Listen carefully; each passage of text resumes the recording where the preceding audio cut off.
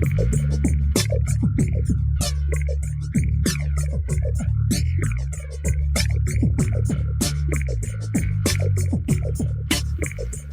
welcome to Get the Balance Right, a podcast for creative entrepreneurs and agency owners looking to grow their business in a healthy, sustainable way. I'm Heather Zeitzwolfe, CPA. I serve this community with coaching, profit advising, and virtual CFO services. Please join me as I talk with leaders in digital media, branding, advertising, design, marketing, and SEO. Hey there, welcome to Get the Balance Right podcast. On today's show, we have Jeff Spitzer. He is the Vice President of Client Services with ISA. It's a market research company in California. I've known Jeff since the late 90s. We were working for a company called RDD, which I've mentioned on the show before, with our great boss, John Stapleton. Shout out to John again. In this interview, we talk about Jeff's nickname, Spit Dog, his love of mullets, and all things market research. I started market research in the early 90s, so I was really curious to see how it's changed over the years. I can really geek out on market research, but Jeff was like, do you really want to talk about this subject the entire time? And so we did talk about the ways it did change, the ways it hasn't really changed that much. We also discussed how he works in market research by day, but he's a health crusader by night. We dive into all of that and about the way a market research company can help out with collecting data about the COVID pandemic. Jeff Spitzer, Spit Dog, welcome to my podcast. Well, thank you. Thanks for having me on. Yeah. We've known each other for many years, going back, I believe, probably the late 90s. I don't even know where the name Spit Dog came from. Where did that come from? Oh, gosh. So when your last name is Spitzer, with some variation of spit in your name, you get called all kinds of things growing up. Spit, spitty, spitter. I've had people spit like they were referring to me. When somebody referred to me as Spit Dog, I don't even remember when, high school, I think, maybe shortly after high school. I was like, that one is like the least offensive of anything I've been called. So we'll keep that one. And so whenever somebody would reference me that way, I'd like respond because, yeah, let's make this one stick. And it has. And do you still go by that, or is that like an old, am I just bringing up some old nickname? As long as I still have the email address spitdog@hotmail.com, which I still do, then it lives on. Creating an account on something and ask me for a username or a screen name, like I'm trying to get away from it, but I keep coming back to it. So yeah, no, it is still a thing. When I asked you about being on this podcast, I discovered something I did not know about you. You used to be a garbage man? You did not know that about me? For about 7 years of my life, picked up garbage, like literally drove a garbage truck, picked up residential garbage for a living. Did you find anything good in there that you could keep? Oh yeah, all kinds of stuff, of course. Anything from straight cash, $20 bills now and then, people would accidentally throw out. I brought home stereos.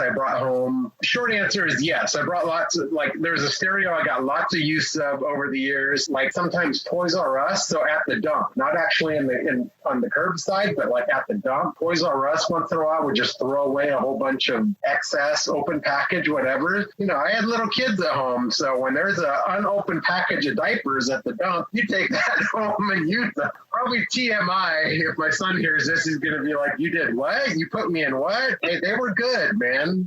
Good stuff. A sticky banana peel on the side of the box, but there's still...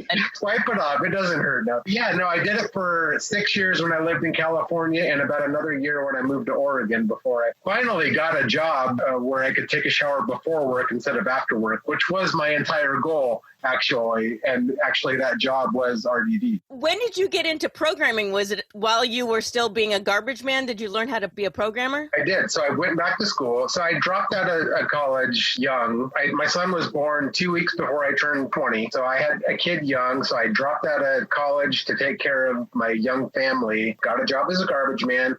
And it wasn't until going through a divorce that I was like, well, what do I want to do with my life? I'm 26. I've been picking up garbage for a living. This isn't what I wanted out of life. So I decided to go back to school. Funny enough, for you, this is how I decided what I was going to do. I opened the classified. This is back when there was newspapers. And I said, what's in demand? It was accounting positions and computer tech type positions and computer programmer. I knew nothing about either. So I went back to Clackamas Community College. I took one accounting class, like intro to accounting and one intro to computer. computers, decided I hated accounting, wanted nothing to do with it. So computers it was. And I got into computer programming, learned Visual Basic, C++, none of which I ever used at RDD, but it was enough to where, when I went to the interview, I knew enough knowledge and had enough, gumption where there's like, let's take a chance on this guy. That's hilarious. The only reason why I got a job at RDD was because I bought a newspaper that day. It was back when Monster, I think, was just starting, and I was like, maybe I should just get a newspaper and try that. And that's where that ad was. That was your parlay. Parlay? I don't know if that's a word. Parlay into... It's definitely a word. That was your parlay into market research. And then from there, you went from programmer, then you became an account manager, and then you got into sales, right? So, yeah, no, you got it right. So I did programming for a couple of years, and then moved into project management for a few years, and then eventually moved into sales. And I've been in sales ever since. So that was like 2005, I moved into sales. So believe it or not, I've been in research for over 20 years and in sales for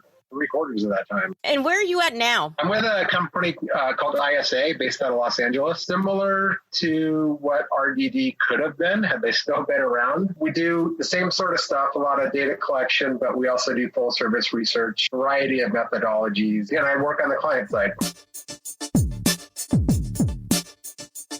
Hey there, this is Heather. Besides being a podcast host, I'm also a CPA and profit advisor. I help creative agencies grow in a sustainable manner. Right now, I'm offering a complimentary healthcare check of your business.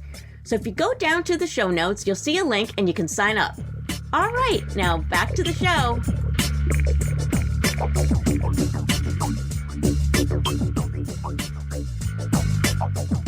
When I talked to you first about being on the show, I was like, yeah, I want to talk about how market research has changed over the years. And you told me, well, it's kind of stayed the same. But back when I started in like 1990, 91, something like that, it was all paper and pencil. We'd call people on the phones and it must have changed since then. So how has... Okay. Believe it or not, some of that does still happen. What we do in survey research, like what we did at RDD, primarily survey research, the methodologies have changed. Traditionally, research companies have been slow to adopt new technology. That's changed in the last 10 years or so. There's been an influx. There's been a lot of investor money coming in, giving these companies the ability to grow and invest in new technologies and new methodologies. So it's really just been in the last 10 years or so that things have really gone more digital, more online. 20 years ago, they were starting to go online just with online surveys, but now there's things like online qualitative research where you're not only having a conversation like this with somebody online, but you can have them participate in online focus groups, online journal entries, sort of chronicling their shopping experience with their mobile device, because everybody has a computer in their pocket now. Go to the store, talk about why you're there, what you see, why you're choosing this product over that product, and that's all very rich data for the end users, for the manufacturers, and trying to figure out what's going to get you to buy their product over the other one sitting right next to it on the shelf. So it has changed. We still do telephone surveys, believe it or not. There's some populations that you still have to reach on the phone or in person, where you do like in-person intercepts, although COVID sort of killed in person for now. A lot of it has moved online since there is that technology now, and there's been a lot more innovation. So now there's not just survey research, but there's log scraping, social media scraping. There's all this machine learning technology that's being incorporated into research. A lot of that stuff, the data that you get, the transactional data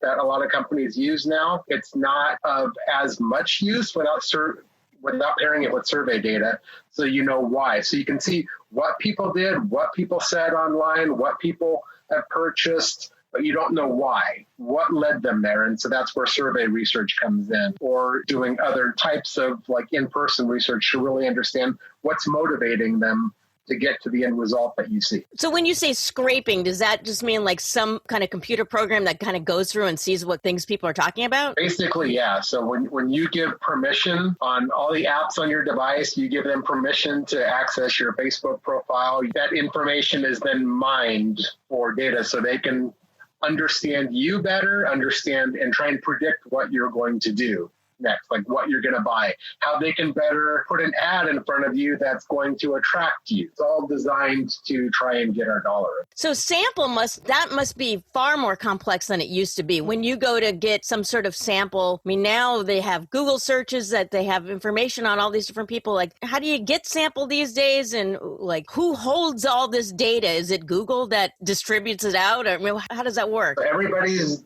trying to do their own thing right now. So Google obviously has tons of data, tons of behavioral data, what you've searched for, where you've gone, what you've done. But what that, again, it doesn't tell you is why. Why did you go to Best Buy? You know, why did you choose to go to Best Buy over Office Depot or the survey data? Let me back up. You asked me about sample. How you buy sample now, a lot of it online is online panels. Companies like ours ask consumers and businesses for that matter to opt in to take surveys. So if you wanted to do research, say you were programming something on SurveyMonkey or Qualtrics or whatever, you can then have them source it for you, or you can hire somebody like us to source the sample. So what we do is we would access our opt-in databases of people, which are panels now, and we have tons of profiling information. So you want people who meet certain demographics or have shared that they've done certain experiences or interested in certain things, and we have that profiled, we can direct them to your survey. Sort of how it works now. Of course, there is still telephone sample, and so there's companies that house data of people's names, phone numbers, addresses, and things like that, where you can call them on the phone or send them something in the mail to do survey research. But a lot of it's shifted online because online's a lot cheaper now, and you would go to a panel supplier, of which we are one, to have them fulfill your online survey. The whole concept of random dialing, and is it moving away from being so random, and now is it really targeted towards the consumer? That's a big thing, especially in academic research, is they want probability samples. They want to know that it's a true random sample. And most online research is not. It's a convenient sample. It's people who've opted in to take a survey. It's not somebody who randomly had their phone number ring. It's somebody who got an invitation to take a survey because they said they wanted to take a survey. So that's not truly representative of the population, especially when you consider there's some group of folks, at certain income levels or certain ethnicities who don't have access to the internet like a lot of people do. They don't have a device in their pocket, or they don't have a steady internet connection, things like that. So they're being left out. They don't even have the opportunity to opt into those kind of panels. That is something that panel companies are getting better about in reaching out to folks like that. Some have gone as far as to supply an internet connection and a computer to have these people on their panel so that their panel is more representative of the general population. But that is still a thing, trying to get representative, and most online panels are not representative of the general, at least not to that degree. So if someone wanted to be on a panel, is there any perks to being on a panel? Yeah, everybody's incentivized to take online survey. Generally, like the way ours works and the way most of them work now is you accumulate points that you then cash in for gift cards. Really? Yeah, and so you have people who are professional survey takers, a concern in the industry. So people who reside on every panel and they spend their entire day taking surveys, for 25 cents a pop to accumulate their income that way. Because I remember doing surveys where you'd have to keep somebody on the phone for 45 minutes and all they got was to speak with us, but it wasn't even really to talk to us. It was just to answer the questions that were written down. Yeah. And believe it or not, some people still will do that, but most people won't do it for free.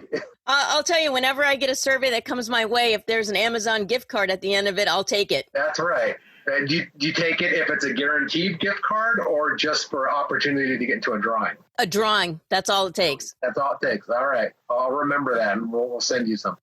I have won in the past, so it has worked out for me. Awesome. I've won like a $50 gift card and $25 gift card for Amazon. It's pretty nice because they just give you a code and then you put it into Amazon. I used to win stuff all the time. I used to win radio contests all the time when that was the thing. Maybe it still is. I don't really listen to radio. I listen to talk radio sometimes, but I don't like sports talk radio, but I don't like listen to the radio in the car or anything because we have so many other options now. But back in the day, like back in the 90s, I used to win stuff on the radio. I won a trip to the Super Bowl on the radio. I've won concert tickets. I've won all kinds of stuff on the radio. You had to dial in and be like the fifth caller or something like that? Yep, absolutely. I saw you actually in an interview on LinkedIn, and you were talking to a woman about this COVID research. How did you get involved with that? And what is that all about? So there's a couple of different things we've done around COVID. The first is back in early March when it became like really apparent that this was a real thing and that it was, going to be a global pandemic. We started doing survey research amongst our online panel, like we just talked about. And we started doing regular survey, like several times a week, where we were trying to understand what information, how people understood the situation around coronavirus and now COVID and now global pandemic. We actually just released this report that you can download for free. In that report, it sort of shows you from back in early March to now, sort of what the public has understood at each step, where early on people didn't really understood how you contracted it. Some might say that we still don't understand that now, but early on when we were really in the dark about how it was transmitted, who was vulnerable, all these things, it was really interesting to see sort of what consumers understood versus what the experts were saying. The whole idea was just to help educate, help people make informed decisions, making decisions based on data instead of out of fear. That's the first thing we did. And that report you can download off of our Soapbox Sample website. The other thing that we've been doing around COVID is we got involved with LA County. So we're headquartered in Los Angeles. LA County health officials and experts at USC and Stanford. Somehow, I'm not sure how the connection was made, but because we have access to people via our panels and our databases and our phones, we were able to help them, and we're still doing it in various counties all over California right now and still growing, helping recruit people to come and take antibody tests so that these researchers can then sort of track and make projections about what percentage of the population has been exposed and recovered based on the sample that we're providing and the people who are getting tested for COVID antibodies. So it's been really interesting. So this is non-traditional. This is not market research now. We got into sort of an area that we hadn't been involved in before. This is more public health service. And it's actually because research slowed down so much, with the pandemic, this has actually really helped and been a big boost for our company. So for an antibody test, what kind of incentives do you have to give out for that? I don't know what it is specifically. I don't know what the amount is specifically, but it's cash. People show up, they get like a pinprick for a blood test, and then they learn their results later. But they also get some sort of cash incentive. Tell me about what is this Soapbox Sample? What is that? So there's various divisions of our company that each focus in specific areas. Soapbox Sample is the online division of the company. That's where we do all of our online research. That's where our panels that we talked about reside. That's where we do online surveys, things like that, or through our Soapbox Sample division. So there was some interesting questions in here. So when people do market research, you always have to wonder, are they telling the truth, or are they just kind of just saying to make themselves look better? They might answer a certain way, but this is very funny. On here it says, I do this more, cooking at home, washing your hands before you eat. And all these people were 59%, 62, 57% more are washing their hands before they eat. Aren't they washing their hands before they eat before? Yeah, I don't know how to respond to that. Sometimes I see survey results and I'm like, is this really what people are doing? I mean, if we survey people about how often they wash their hands after using the restroom, is 90% going to say yes because they know that they're supposed to? Or is it going to be like what I see in a public restroom, in a men's public restroom, where the guys are just walking in, walking out, never hitting the sink at all? It's scary, man. Let me tell you. I know. It is oh, wow. You need a pandemic to get you to wash your hands before dinner. That's right.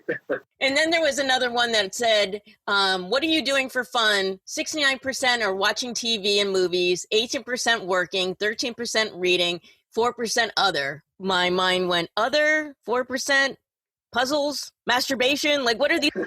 Yeah, Bob. It's a really interesting piece of data, and not piece of data. It's a really interesting report, and it's visually very interesting as well. Keep the link in the show notes for sure. Oh, cool. Well, if anybody listening does download it, it's like a chat bot on the website. You talk to the chat bot, you give them the chat bot your email address, and then it sends you the report. Tell the chat bot where you heard it. Oh, really? Tell the chat bot anything, but tell the chat bot that you heard it on this podcast, and we'll see how many of your listeners actually downloaded it. Oh boy. We'll see what my listenership is. Hey there, this is Heather. I hope you're enjoying the podcast. And if you are, if you wouldn't mind, please hit the subscribe button now. That way you'll never miss an episode. All right, now back to the podcast.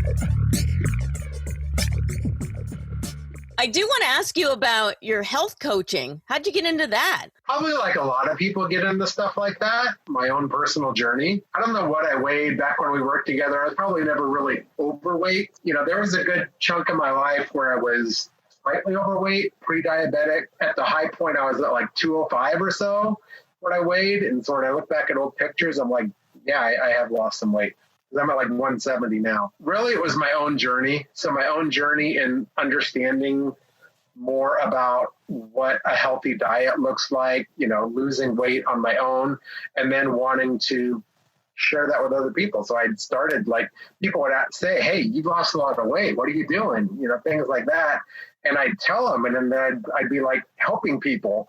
And I was like, you know what? This is fun. I really enjoy this. And so I decided to seek out programs where I could become a health coach. And I did the first one, which is an organization called Precision Nutrition, one of the top organizations in coaching in general, especially for health coaching. When I started coaching people after getting that certification, and quickly realized that it's almost never about the food. So while I learned through Precision Nutrition everything about how our body metabolizes food, how we're all different, what can work for one person may not work for another.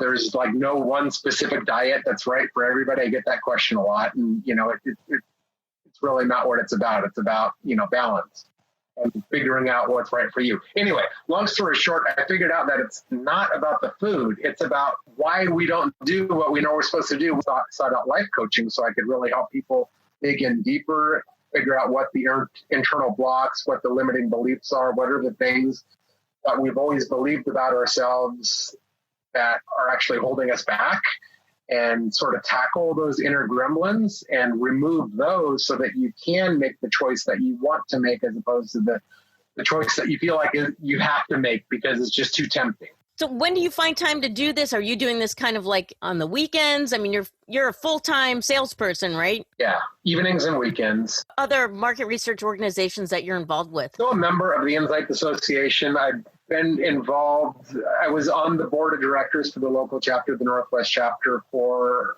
12 years, I think, 12 and a half years, something like that.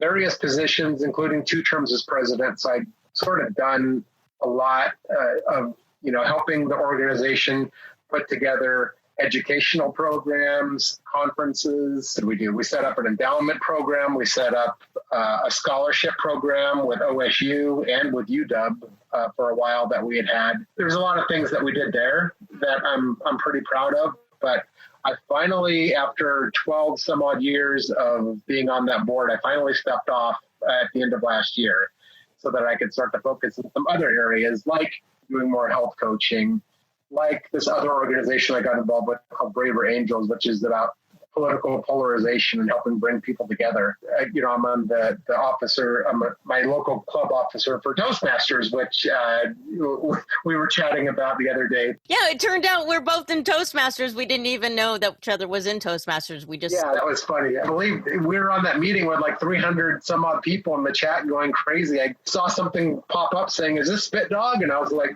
I can't even believe I saw that, let alone that you saw my name on there. Before we close, I do have to ask you about the mullet. You don't have a mullet anymore, but you had a... No, now it's short up front and long in the back. Now it's long up top and short everywhere else. Yeah, I had that mullet for far too long. But not anymore. They came back. They came back in style for a while there. No. So I think I first grew my mullet in the late 80s. I kept that thing well into the 2000s. I mean, I kept that thing way too long. I mean, I cut it a couple of times and I'd grown it out long all over a couple of times. But for some reason, I kept going back to the mullet. I don't know. And I always thought it was cool, right? It wasn't until it was probably like early 2001, 2002, I took my son to an Offspring concert at the Roseland, and there was this, I don't remember who opened, but it was some punk band that I'd never heard of. And the lead singer is like, this next song is about this haircut. No, you guys know what I'm talking about. It's short up front, it's business up front and party in the back. And I was out in the crowd going, yeah, buddy, that's me. Look at this, And then they launch into the song, and making out some of the lyrics, I was like, wait a minute, he's making fun of me. Wait, maybe this thing isn't so cool after all. Yeah, I was in the dark on that for way too long. Thanks for warning me about it. Did make a comeback at some point, but then it came and went again. I rocked that Camaro cut. I was proud of it for a while. Well, Jeff, it's been a delight having you on the show. Thank you so much for being on my podcast. Hopefully you have something useful out of this. Thanks for having me on. It's been fun. Hey, this is Heather. Thanks so much for listening to the podcast. If you found value in the show, I'd really appreciate it if you gave me a rating on iTunes, or just simply tell a friend about it. And if you're interested in learning more about my profit advising and coaching, please set up a discovery call by using the link in the show notes. All right, thanks so much and see you next time.